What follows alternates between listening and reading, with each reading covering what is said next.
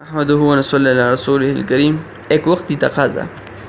خلاصہ کلام یہ ہے کہ وقت کے تقاضوں کے پیش نظر کام کرنا افضل ہے۔ ہمارے موجودہ دور میں امت مسلمہ کو وحدت کی سب سے زیادہ ضرورت ہے۔ اسی طرح کام کیا جائے کہ سب میں قوت زندہ ہو جائے۔ آپ صلی اللہ علیہ وسلم کا ارشاد گرامی ہے کہ میں تمہیں مہدی کی خوشخبری سناتا ہوں۔ وہ لوگ میں اختلافات اور زلزلوں کے دور میں آئیں گے۔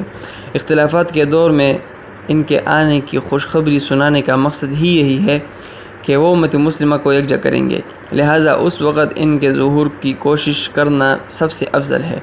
آپ کے بارے میں معلومات حاصل کرنا، علامات زمانیہ و مکانیہ اور شخصیت جاننا، اور یہ کہ امام مہدی علیہ رضوان کس طرح کام کریں گے، یہ علم حاصل کرنا اس وقت سب سے افضل علم ہے۔ اسے حاصل کیا جائے گا اور ان کے ظہور کی جدوجہد کی جائے تاکہ امت میں اتحاد و یگانگت قائم ہو جائے کہ آپ کے بغیر امت اکٹھی نہیں ہو سکتی۔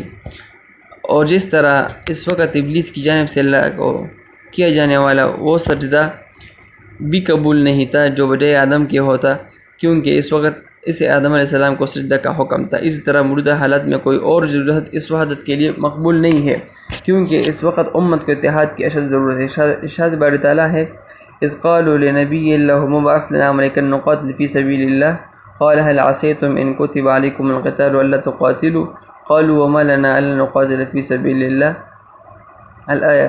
انہوں نے کہا ہمارے لیے کوئی بادشاہ بھیجے کہ ہم اس کے ساتھ مل کر اللہ کے راستے میں قتال کریں گے۔ اس کے جواب میں اللہ تعالیٰ نے ارشاد فرمایا کہ ہم نے تمہارے لیے طالوت کو بادشاہ مقرر کیا ہے۔ تو وہ کہنے لگے کہ اس کو ہم پر بادشاہت کرنے کا کیا حق ہے، جبکہ ہم اس سے زیادہ بادشاہت کے حقدار ہیں، اس کے پاس زیادہ مال و دولت بھی نہیں۔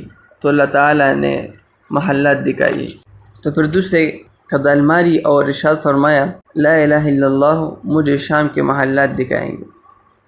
پھر تیسرے کدال ماری تو ارشاد فرمایا لا الہ الا اللہ، مجھے بابل کے محلات دکھائیں گے جو تم فتح کرو گے۔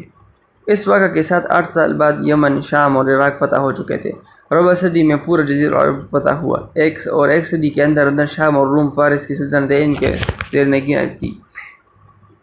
اس کا نتیجہ تھا کہ انہوں نے اللہ کے وعدوں کو سچا جانا، تو اللہ تعالیٰ نے بھی سچ کر دکھایا۔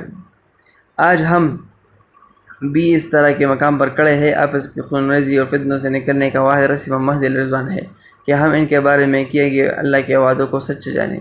اللہ تعالیٰ ان کو سچ کر کے دکھائیں گے۔ ہمیں اس راستے پر صبر و استقامت سے چلنا ہوگا۔ وصلی اللہ تعالیٰ علی خیر خلقہ محمد و آلہ و اصحابہ اجمعین۔